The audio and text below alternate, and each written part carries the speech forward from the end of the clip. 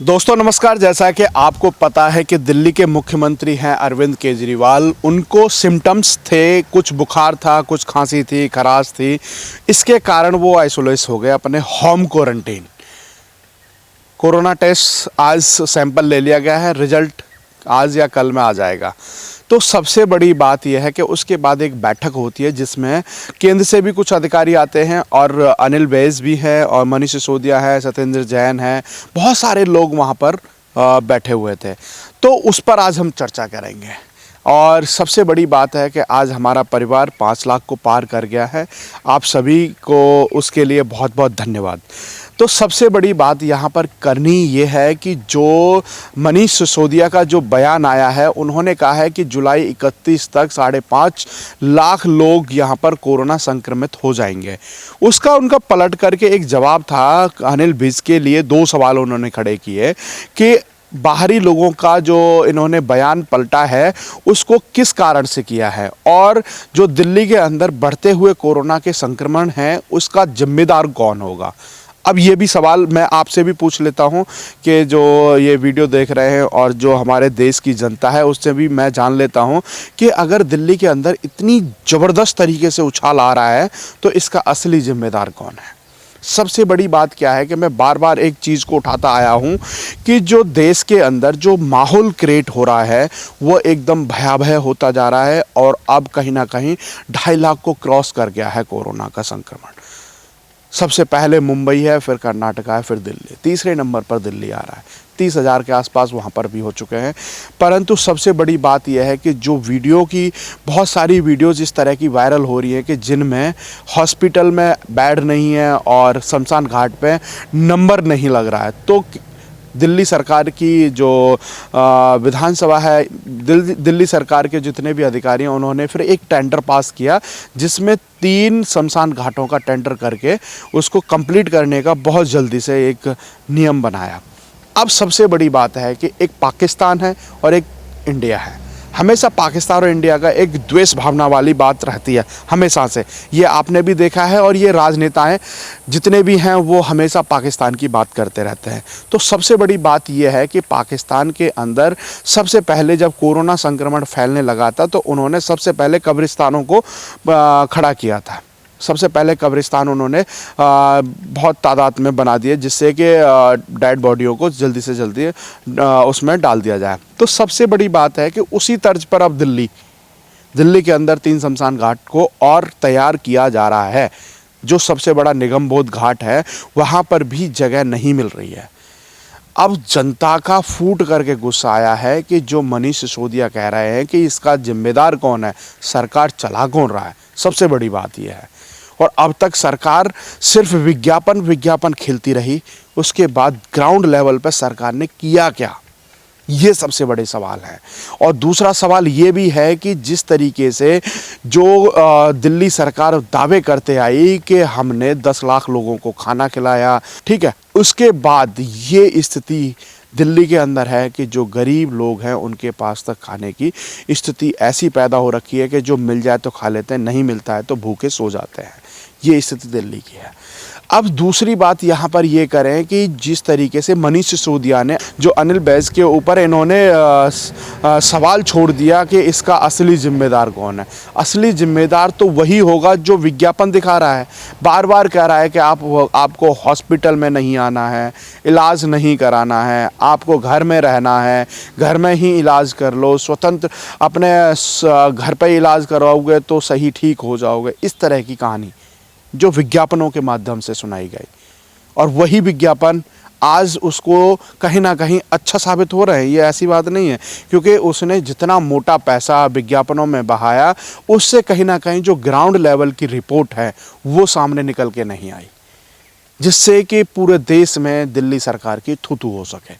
परंतु थू-थू इस वजह से ज़रूर हो रही है कि जो 2-2, 4-4 मिनट के वीडियोस जो फैमिली जो संक्रमित है, जो परेशान हैं, वो लोग डाल रहे हैं वीडियो, वो जब परेशान हैं वो इस वजह से पूरे दिल्ली का जो खाका है वो खुल के आ जाता है, उसकी पोल खुल जाती है। अब एक अजय हैं, उन्होंने एक वीडियो पोस्ट किया है, वो पत्रकार हैं, उनका वीडियो राहुल गांधी ने पोस्ट किया है अपने ट्विटर हैंडल से। अब राहुल गांधी उसको पोस्ट करते हैं तो इसका मतलब आप समझ लीजिए कि वो वीडियो हर अधिकारी तक पहुंच जाएगा। और स्थिति यह है कि उनके घर में 10 दिन के अंदर 2 डेथ हो गई।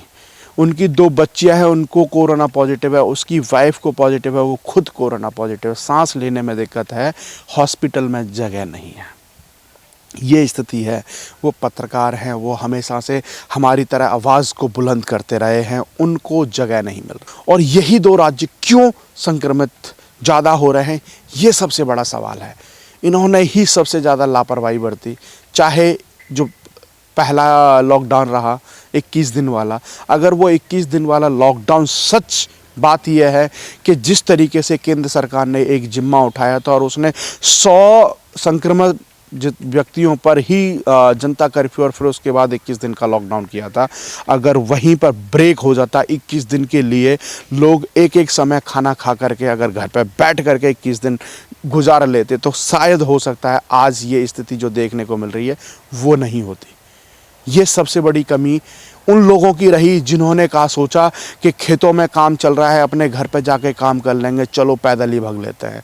उनकी वजह से सरकार कहीं ना कहीं प्रेशर में आई और उनके लिए साधनों की व्यवस्था कराई। और जब साधनों की व्यवस्था होने लगी तो एकदम से पूरे देश के अंदर मज़दूर भागना शुरू हो गए।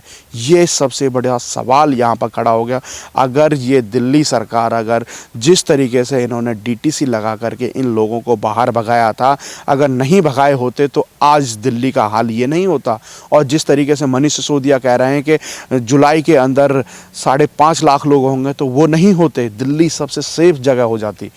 जिस तरीके से यूपी के अंदर योगी बाबा ने जो करके दिखाया है। और सबसे बड़ी बात आपको पता है कि योगी के अंदर देखो, दिल्ली है एक छोटे से राज्य, छोटा सा राज्य है, छोटी सी जगह में वो सीमित है और वहाँ पर पुलिस भी पर्याप्त है, अधिकारी भी पर्याप्त है, हॉस्पिटल भी पर्याप्त हैं। तो जिस तरीके से दिल्ली है, दिल्ली की बात करते हैं तो दिल्ली है जैसे कि दिल्ली के को जो क्षेत्रफल है वो बिल्कुल सीमित है। अगर यूपी के क्षेत्रफल की बात करें तो वो लंबा है। ट्रैवल्स करें तो हम 1000 से 1200 किलोमीटर यूपी के अंदर ट्रैवल कर जाते हैं। और अगर दिल्ली के अंदर ट्रैवल करें तो हम पूरा चक्कर मारेंगे ना और पास जो सर्कल से, तो हम 100-150 किलोमीटर में घूम के आ जाएंगे। तो ये दिल्ली का क्षेत्रफल है। तो अब सबसे बड़ी बात यहाँ पर ये आती है कि जो योगी ने प्रशासन को जिस तरीके से टाइट किया हुआ है, यहाँ पर हॉस्पिटल्स की सुविधा की गई है। जैसा कि योगी जी ने कहा था कि हमारे यहाँ पर 1 लाख बेड तैयार है, तो उन्होंने ये चीज़ें, इन चीज़ों पर ध्यान दिया, इन्होंने इन चीज़ों को काम में लिया। हॉस्पिटल्स पर ध्यान दिया कि कहाँ कहाँ में कैसे कैसे ज़रूरत है, जहाँ जहाँ संक्रमण ज़्यादा है वहाँ पर उन्होंने तत्काल में बेड्स की सुविधा कराई। परंतु इन्होंने विज्ञापन नहीं दिए। विज्ञापन न देने का ये कारण था कि उन्होंने जनता की सेवा में लगे और जनता की सेवा उन्होंने करके दिखाई। और दिल्ली के जो मुख्यमंत्री हैं उन्होंने क्या किया, वो जनता की सेवा को छोड़ करके वो सिर्फ विज्ञापन में लग गए। अब दूसरी बात यह है कि कुछ ट्वीट्स ऐसे वायरल हो रहे हैं जो पहले के हैं कि अब केजरीवाल कोरोना पॉजिटिव बताए जाएंगे, ये फिर 14 दिन घर पर रहेंगे, फिर वो नेगेटिव हो जाएंगे और वो फिर ढोल पीटेंगे कि अब देखो मैं घर पर ही स्वस्थ हो गया तो आप क्यों नहीं घर पर रह रहे हो, क्योंकि बार बार ऐसा विज्ञापन भी चल रहा है।